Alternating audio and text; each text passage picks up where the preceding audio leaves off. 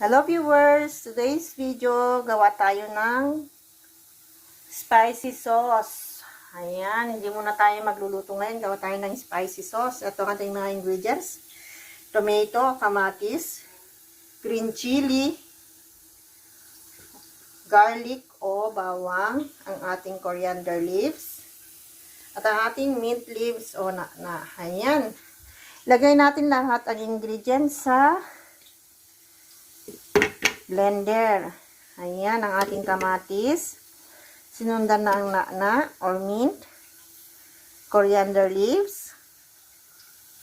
Coriander leaves with stem. Ayan, kasi hindi lang siya leaves. Ayan, at ang ating chili, green chili. Ang ating garlic cloves. Lagyan din natin siya ng cumin seed. Nasa inyo na lagyan nyo o hindi. Up to you. Ayan. At ang ating, syempre pang timplang salt or asin. Konting-konti lang. At syempre, ang ating tubig. Konting tubig lang. Ayan. Lagyan natin ng konting-konting tubig na pang blend lang. Ayan, simulan na natin ang pag-blend. Ating sauce, blend na natin.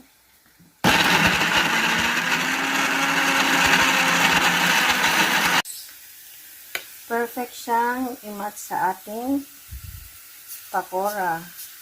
Ayan, ang ating pakora na ititip natin sa ating o sausaw natin sa ating spicy sauce. Ayan. Thanks for watching.